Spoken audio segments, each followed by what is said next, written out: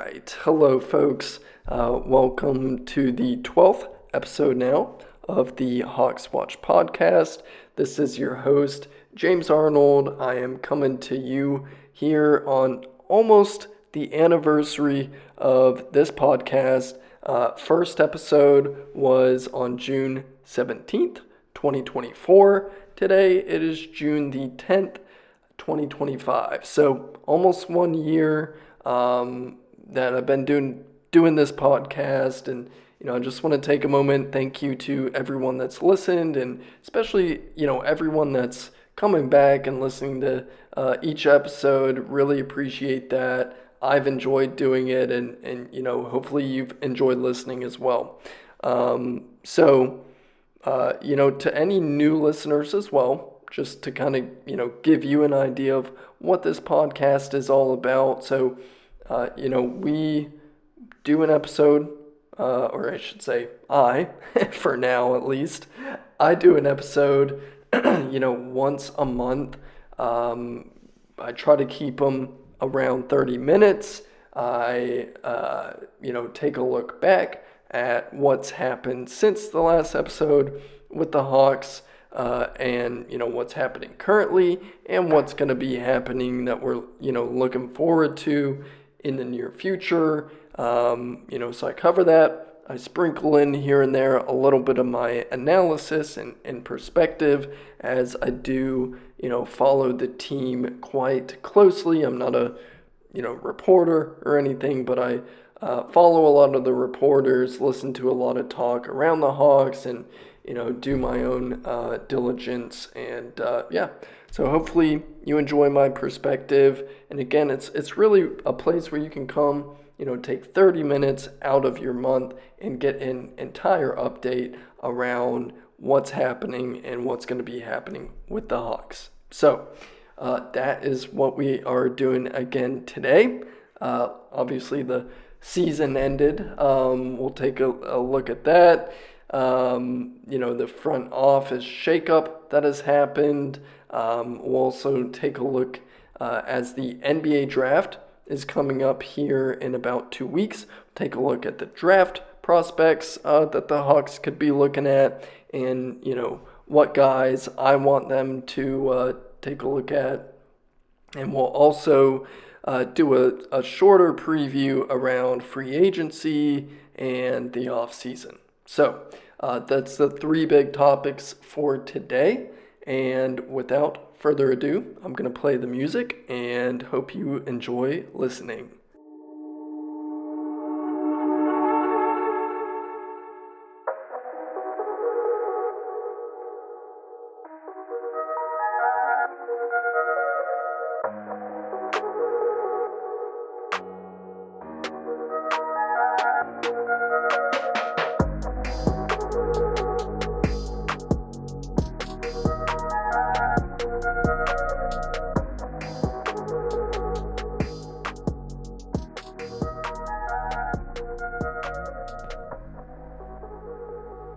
All right, so on the last episode, that was April 18th, I previewed the Heat versus Hawks elimination game. That game actually turned out to be an overtime game in which the Hawks lost. They were eliminated from making the playoffs, that was a tough game. It didn't really matter much. The Hawks weren't, going to make it far in the playoffs, very likely. So, it didn't matter all that much, but, it was a disappointing loss. A couple days after, Landry Fields was fired. He was the GM of the Hawks, and he was fired a couple days after the season ended, after the elimination loss. In his stead, Ansi Saleh was hired. Ansi was a hire last year from Golden State. Apparently they paid him quite well to bring him to Atlanta. From everything I've heard, he's a smart guy. His specialty is in the salary cap space. He's an expert with the new CBA that is, becoming increasingly a constraint and factor in team building around the NBA. So he, by all accounts, again, is more than capable and qualified for this role, and is apparently a very smart dude. So he's the GM.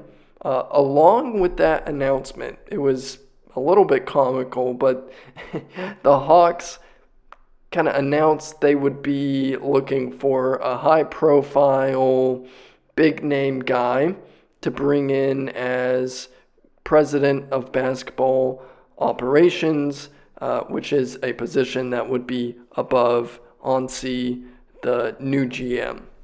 They announced they, are hiring a search firm, and, several high-level executive names started to be thrown around in rumors, both, present GMs, past GMs, but, really nothing seemed to stick. And I thought it might play out like this when they announced the search, just because it, seems odd to announce it how they did. I mean, I'm not criticizing them, but, it's odd to announce that, okay, hey, yeah, we want this big name guy to come in, rather than just saying, hey, we're looking for a president of basketball operations. Everyone should expect that the Hawks would pick the best of the best that is available to them. And so I just think it's kind of weird to announce, oh, you're looking for this big profile name. Like, it's just odd. And there's a lot more important factors than just a big name and even experience, at sometimes, in my opinion.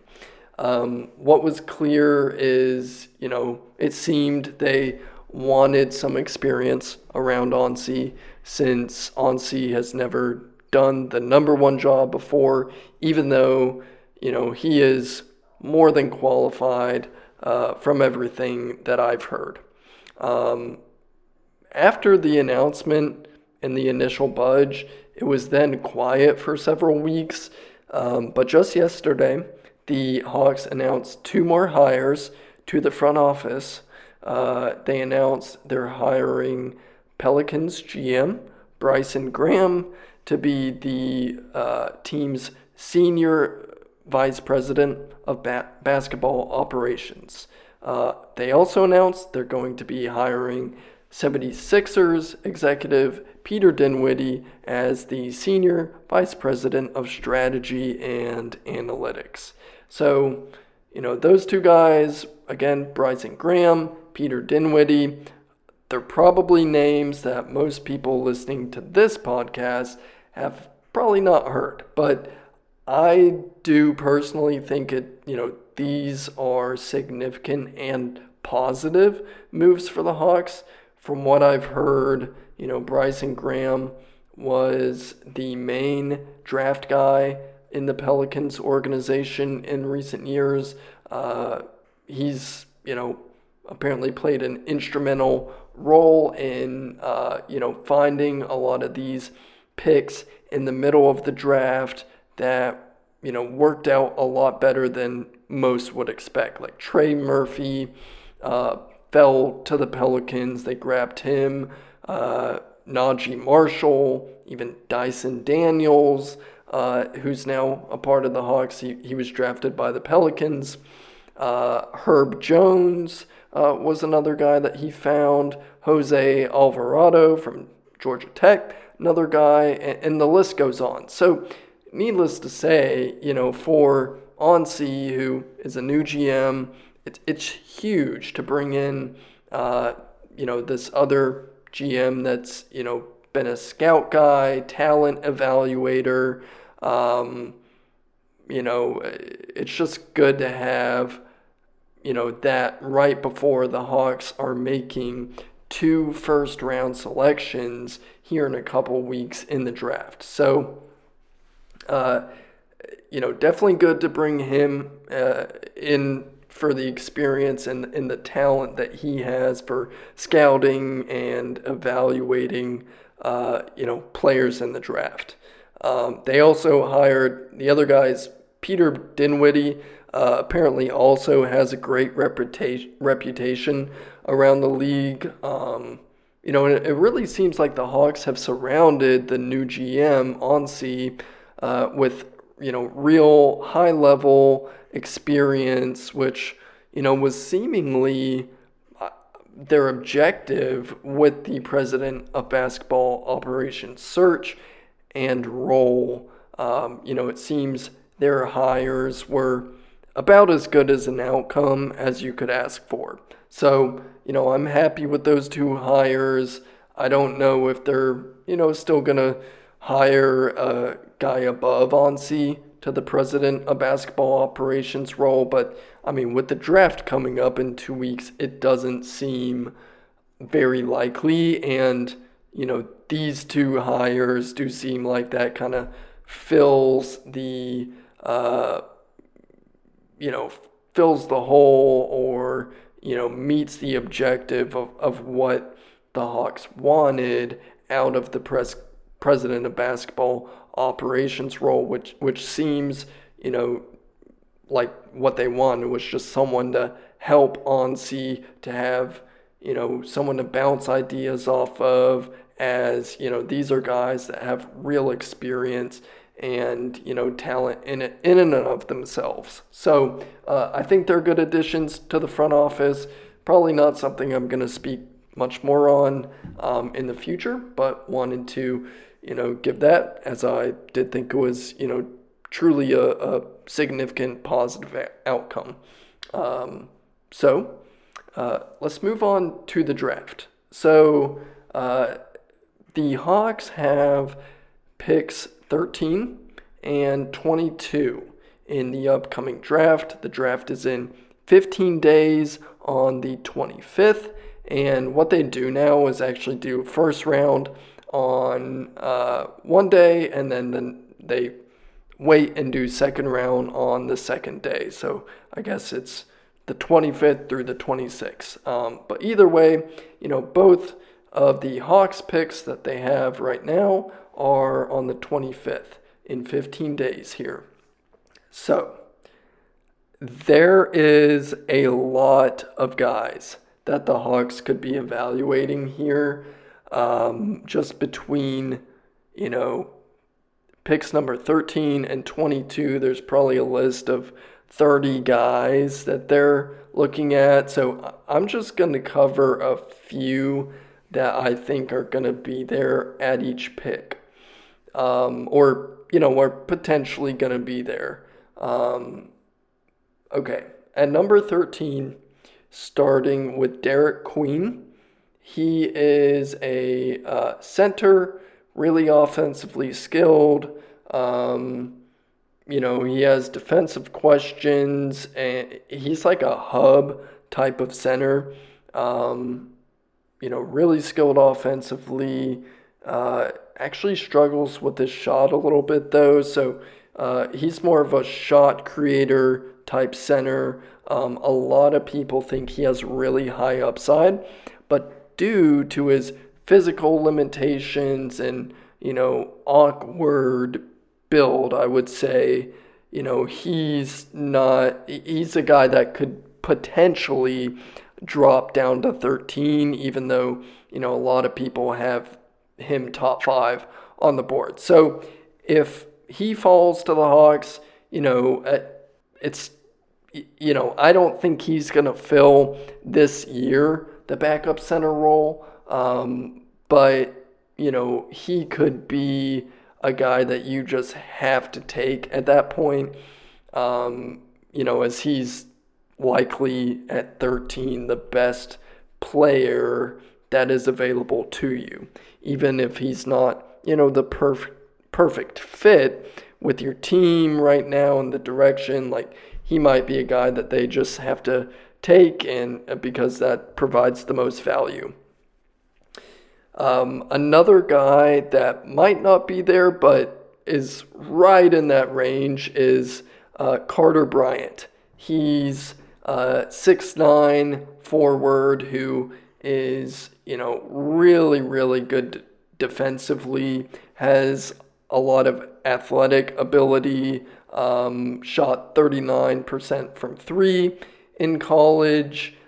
He didn't play much where he was, I believe, at Arizona. He came off the bench, but so his counting stats aren't great, but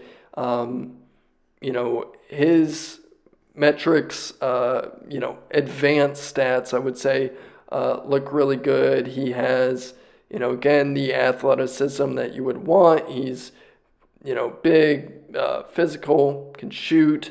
Some people liken him to an OG Anunoby type for, an NBA comparison. Of course, there's no telling whether he's going to become as good as OG.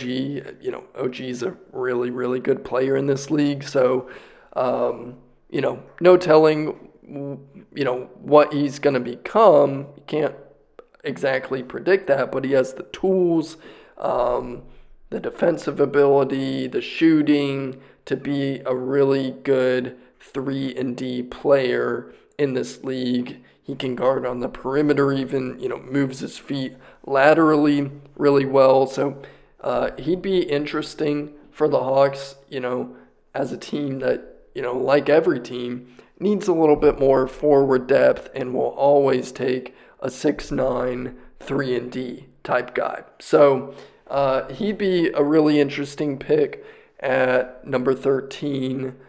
Some other guys that might be available, Thomas Sorber. So there's, a faction of Hawks fans that, really, it's happened last year as well, which is why if you were listening back then or are going to go back and listen, I was talking a lot about Klingon, Sarr, and centers, because a lot of Hawks fans really want the Hawks to take a center in the draft because they have concerns about the backup center position, as we're, likely going to be losing or letting Clint Capella go somewhere else in free agency. Thomas Sorber. So he's a 6'9" center. The thing about Thomas Sorber, he wouldn't be my favorite pick, at 13. And the reason why is he, is a little bit undersized at center. I mean, he's 6'8", 6'9". That's not an issue per se. But with a Kongwu, you probably want a backup center that is a little bit bigger. And, that's not even the main reason that I'm not, super high on taking Sorber at 13. It's because he plays under the rim, and I looked at a little bit of his film and was listening to something, and someone had mentioned this as a concern, specifically, with the Hawks and just, him being an effective NBA player long term. He doesn't have a lot of athletic burst, and so he's not able to get above the rim, finish lobs easily. He plays, more under the rim, more finesse type finishes, and he's pretty good. He might be able to shoot it, but he's not like a home run type pick in any area, and especially with the Hawks, I'm just like, okay, I don't know that that's the solution to backup center that we need, and likely he's not going to be the best player available at 13, in my opinion, at least. I've got one more that I want to cover here at 13, and I'll be quick here, but a favorite of a lot of people in this draft is a guy named Colin Murray Boyles. He is an uber athletic, wing guard slash wing type player. He does struggle with his shot. He's not a good shooter, but he's a good shot creator, has good handle, is an exceptional defender. I guess he's more of a forward than a guard. Sorry, I should say he's a forward type player, and he, can play the 3, the 4. He's, going to be really good defensively.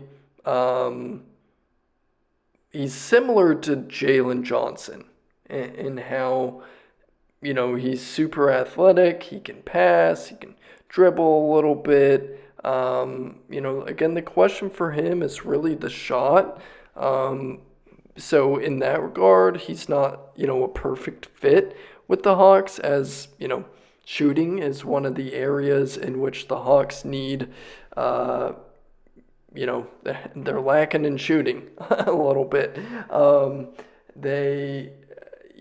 So, that fit would not be the best, but he's still a guy that, his talent, again, kind of like Derek Queen, you just got to take him if he falls to 13. So we'll see if he falls or, what happens with him. But, that's another guy that, I'd be, okay with them taking there at 13.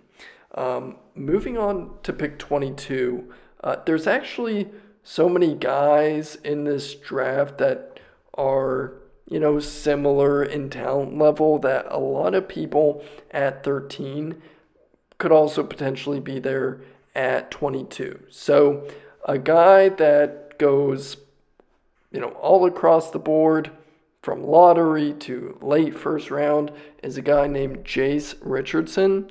He is 6 foot, 6'1" guard, elite shooter, really good scorer, not really, much of a passer, but he's really like a microwave combo guard scorer. Not the best fit with the Hawks. He's short, small, probably can't play too great with Trey. And I would have won him at pick 13. I, lean to him at 22 more if he's there available. But again, for the Hawks, probably not the best fit. And there's probably someone on the board at 22 that is a better player than him as well. So kind of like Sorber, not really keen on the Hawks taking him at 22 there. And definitely not at 13 for me. There's some more guys at 22. I mean, there's several guys. It's actually hard to narrow down the list. Asa Newell from Georgia. He's a popular, obviously from the area, played there at UGA. So 6'9" forward. I'm not super keen on taking him, but if he's there at 22, you might, that's pretty good value. So Noah Asenge, if I'm saying that right, he's from France, 6'10". He's another guy that kind of is mocked all around the board, but I think I'd lean more at 22 and not really so much at 13. He's, again, from France, 6'10". He's 18 years old. So this guy, he is a project. Like, he's not going to be ready to play on the bench even, right, for an NBA team year one. He's going to need some developing. He could turn into a, Giannis type player. I mean, he could be a monster athlete, really good player. He mainly scores in transition from what I understand right now. I haven't really watched a whole lot of him, but if he was at 22, that's a guy you could definitely take, and I wouldn't be mad about that. You would just have to, go in with the understanding that, hey, this guy isn't going to help for a couple of years.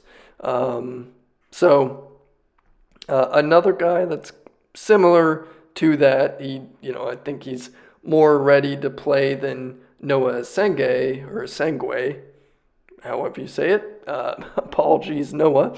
Um, but there's a guy, he's a center, going back to that. Hawks fans love to, see what the best center they can draft is going to be. So at pick 22, there's a guy that could be there, Shea. He's a center, super fast, rim running guy, can finish above the rim.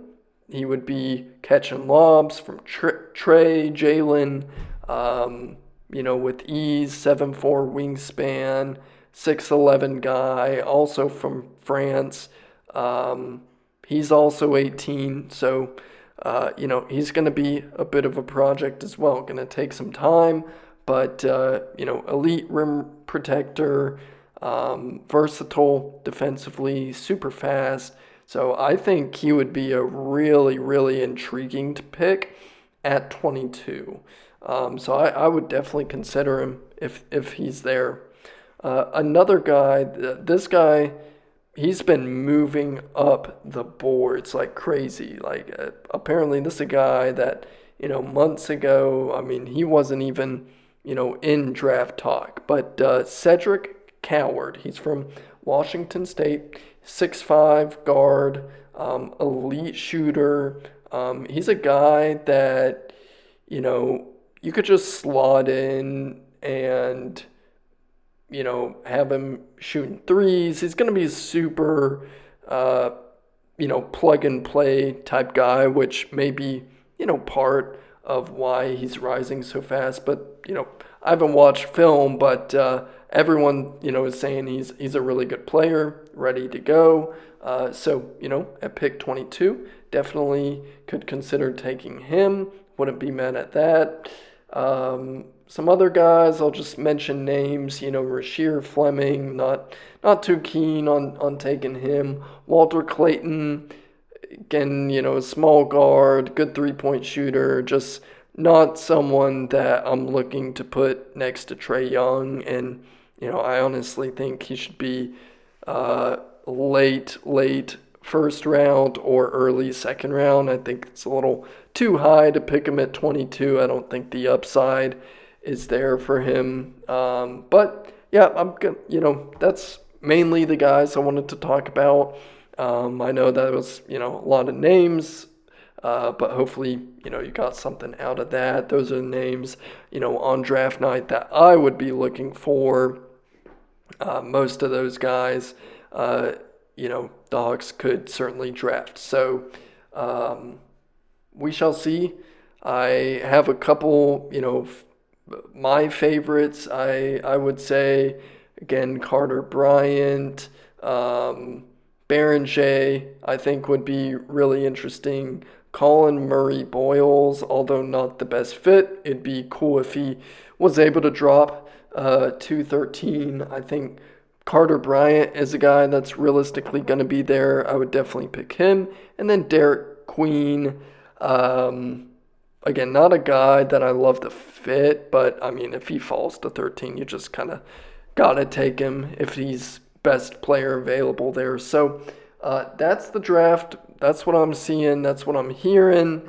And I will move on. We'll wrap up with a little talk about free agency and, what moves after the draft we can start to expect to see, or, what I'm looking for as well. So I believe free agency begins July 1st, a few days after the NBA draft. And so, main item on the docket for me, Caris LeVert is going to be a free agent, unrestricted. Any team can talk to him and sign him July 1 when free agency starts. Apparently there's interest, and there's definitely should be from the Hawks side to re-sign him as long as it's, on a reasonable deal, because Caris is, kind of slotted into that 6-man type role. He provides, good shooting, good defense, a little bit of shot creation, ball handling, an all-around guy, good, useful player, and the Hawks could certainly, use the ball handling, shot creation, scoring ability, and just having another, good wing defender, even if he's not, the biggest, bulkiest guy. He's, pretty good defender. So he's a super, super useful player, and there's going to be a big, big hole if they do not re-sign him. So now I'm not going to clamor for them to spend over $20 million on him, but as long as they can get him on a reasonable deal, somewhere from 15 to 18 million average annual value, that would be a good contract, and they should be trying to do everything they can to re-sign him to a reasonable deal. Someone else who is also a free agent is going to be Clint Capella. Personally, I think it is time to part ways with good old Clint Capella, a guy that's been around the team for several years. We had great moments with him. I think he's a great guy, very good player. He has aged and declined rapidly over the last year and a half. And that's just the reality of it. He is not that, he's not that guy anymore. In 2021, that Eastern Conference Finals run, Clint Capella was peaking, elite defensively, rebounding. He's still a good rebounder. And I think he could be, a decent backup for someone in the league. Just, doesn't really fit the style that the Hawks play. And yeah, probably time for us to move on from him. We could have Larry Nance come back and make him backup center along with, maybe a rookie that they draft, or another route they could go, which is another thing for this offseason, that I think is crucial for the Hawks, in addition to signing Karis LeVert, is using the mid-level exception. This is an exception you're able to use, every couple of years, sign a player to an MLE deal, regardless of where you are on the salary cap. So, you could sign, names out there like Steven Adams, who would be a great physical force and center to add to this team. If you're looking to add a center, Steven Adams would be great. But guys, that are in that mid-range where, they're not a star, but, you can pay them 20-something million a year. They're,